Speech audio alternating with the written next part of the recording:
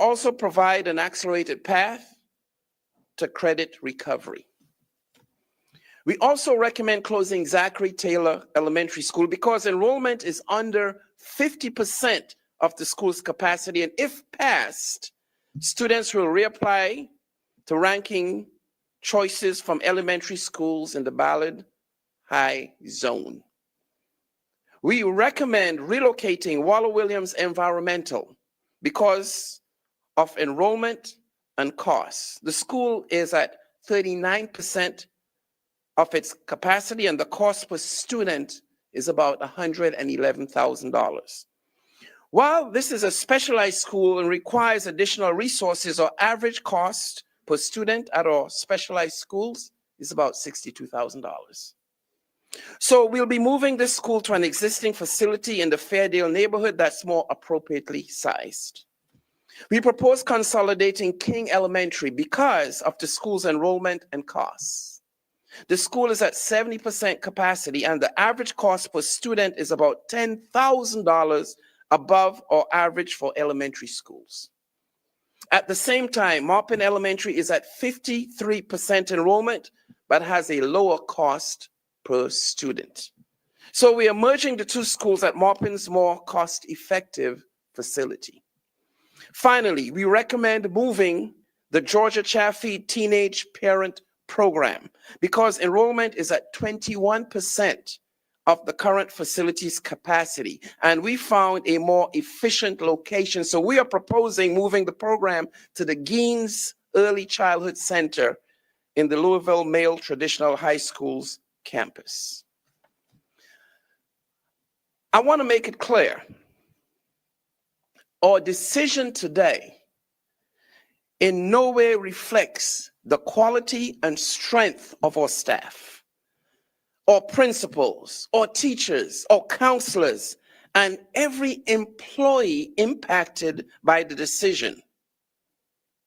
We know that they have dedicated their professional lives to supporting students, and for that, we are eternally and immensely grateful.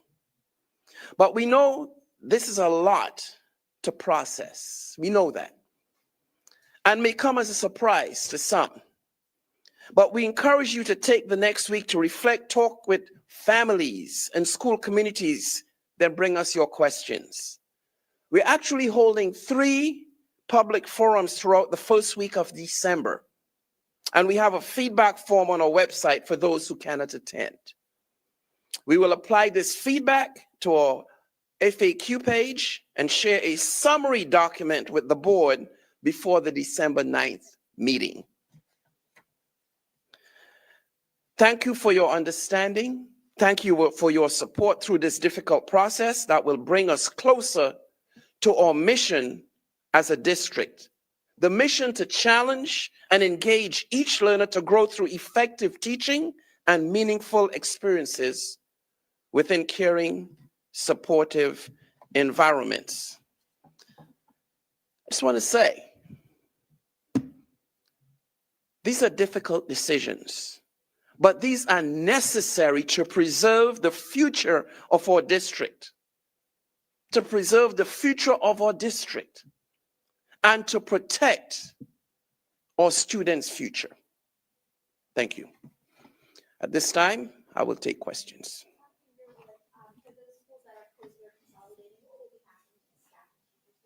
They'll be given opportunities to apply to other schools, like the schools that the students will be going to. And as you know, we have multiple vacancies throughout the school district, so there will be opportunities there as well.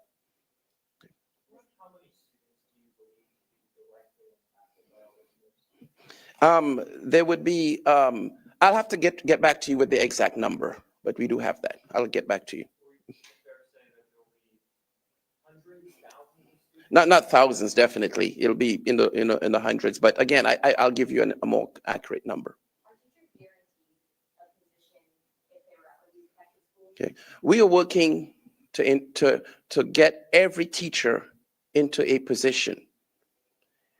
Will there be a possibility that it could be layoffs? Yes. I can't sit here and say there will not, but we are working to ensure that everyone has an opportunity to get into another position. You want to use the facility profile index in this decision making. Can you explain that to families who are going to be seeing these stories tonight? Yes, I'm going to ask our Chief of Operations to come up and give us an explanation about that, please.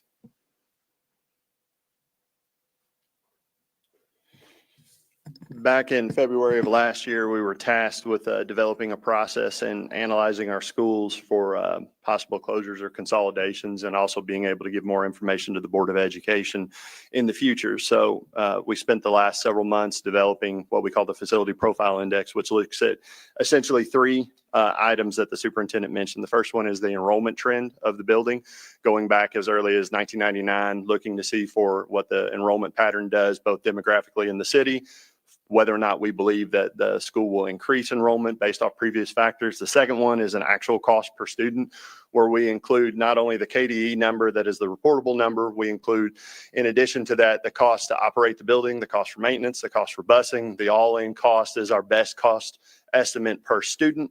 And then the third is the building condition index, which is what we publicly report to KDE, which informs the district facilities plan. Factoring in these three things, we built essentially a report that will be given annually to the board in June. That will be the recommendation from the operations division of things to consider. So in this report, which I believe goes public today, you will notice like the first school on the list is Western High School, but it clearly states Western High School was just created as a magnet program. The Board of Education and the superintendent have said they need at least 3 years to grow enrollment in their program. So our recommendation would be do nothing with that building. As we go down the list, we tried to identify buildings that were either in very poor physical condition or that we saw enrollment trends that we did not believe would increase, or we saw a higher per pupil spending. And we asked questions on whether or not these were reasonable and whether or not the Board of Education needed to look at them. And from that, we developed essentially the idea for the moves that we had mentioned, as well as the closures of Zach Taylor and the consolidation of Maupin. So King is number 7 on the list, and Zach Taylor is number 9. Thank you.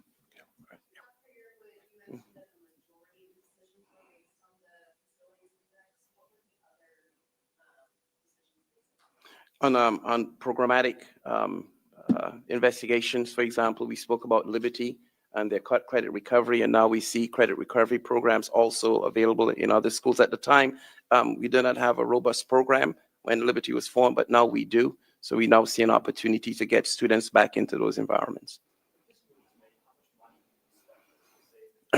Our initial forecast is about $4 million, but again, 4 million, yes, 4 million. But in addition to that, we also, looking at possibly the sale of buildings, which will also incur additional revenue. But of course, that takes time. But initially, we're looking at least 4 million.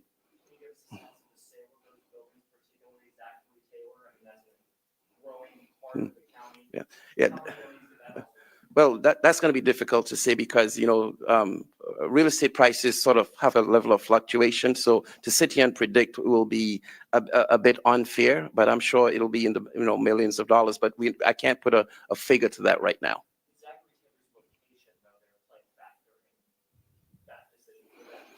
Well, it's not the location, like you said. Looking at the FPI, the facilities index, that played the majority factor into it. Enrollment, cost per student, and things like that. Those were the metrics that we used for that.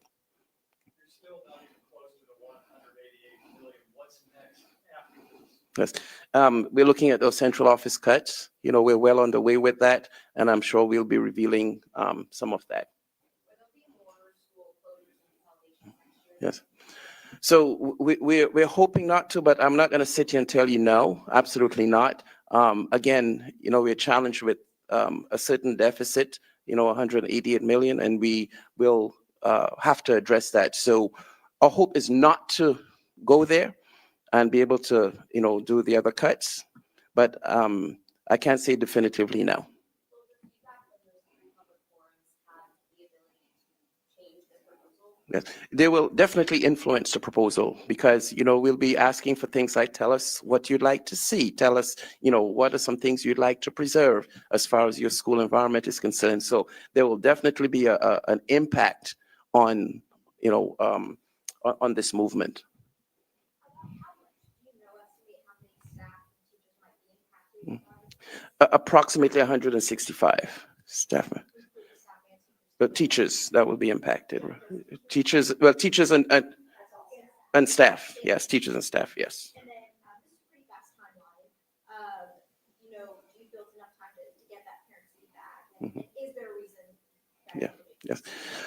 Yes, because the transfer window is open right now, and we wanted to provide that information before that window closed for those parents. So this timeline is great.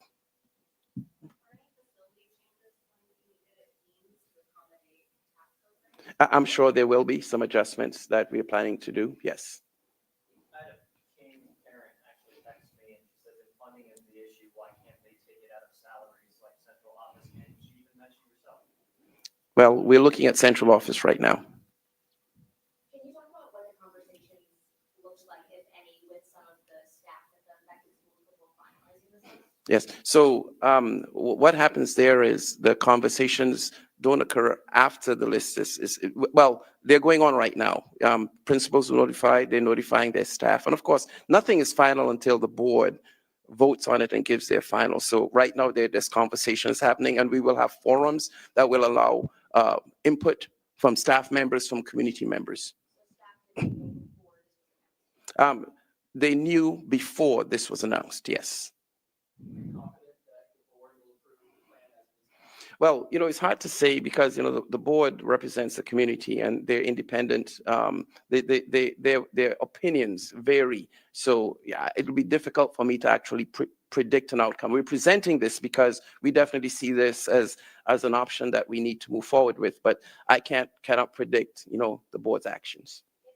If the board decides not to accept the proposal, is there a plan B in place, or is that kind of starting from? We will have to go back to we'll have to go back to planning. Does this move change at all the projection of what the district needs to cut by next year? Is that number still at 132, or does this change that projection? Yes, this affects that projection, definitely. So what would it So, if we cut 4 million, then we'll be going after $128 million. So this 128, because the magic number we're trying to get to is 132 million. So again, this 4 would definitely have an impact on that. But it's small consideration, right? Yes. Yes. What else? But small things add up. We have cuts in different arenas, and obviously, we can't do $100 million cut. If not, we'd be there. So we have to take sort of an aggregate of these cuts to make it viable. That's still in process right now. The plan isn't finalized yet, but it's well on the way. We just don't have it to where we can actually go public yet, but we're planning. Do you have an average salary for central office? I don't. We can get that information to you. Just looking at the demographics of the students in these schools, really kind of consolidate. Those that come from low-income backgrounds, from marginalized communities. What would you say to folks who look at this list and say, why are we closing schools that affect these types of students and not more? So our focus is to provide a quality learning experience for all students, regardless of background, regardless of geographic location. So as we view the schools that they'll be attending or going into, we wanted to ensure that there'll be a quality or continued, as one would say, quality experience for us. So again, regardless of socioeconomic condition, regardless of background, we expect that quality that existed to continue in these schools. And that was a primary factor as well. With that issue of quality, Mhm. can you guarantee that the cuts that you're proposing right now will not affect the quality of education? Well, the expectation is that JCPS provides a quality experience for all students, regardless of where they go. Regardless of where they go. Can you talk a little bit more about why Liberty and Zachary Taylor were closed rather than consolidated like some of the other schools? While Liberty and Zachary Taylor were closed, because we wanted to make sure that they were going into, had opportunities to go into environments that allow them to continue the quality process. Zachary Taylor, for example, there were different schools in the Ballard area that they can apply to. Liberty, there are different schools that have, programs, credit recovery programs that they can apply to. Whereas with King, because of the proximity to Maupin, and Maupin having a greater need to be able to absorb more students, those decisions were made.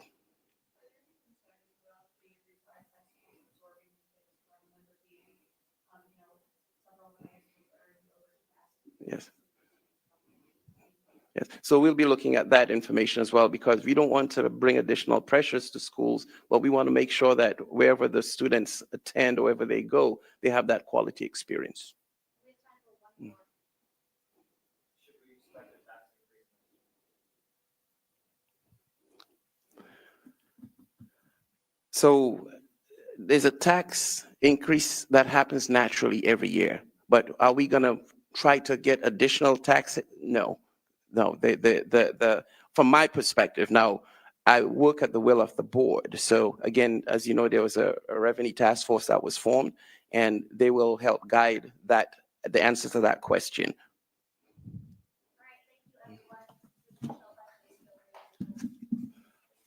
Thank you.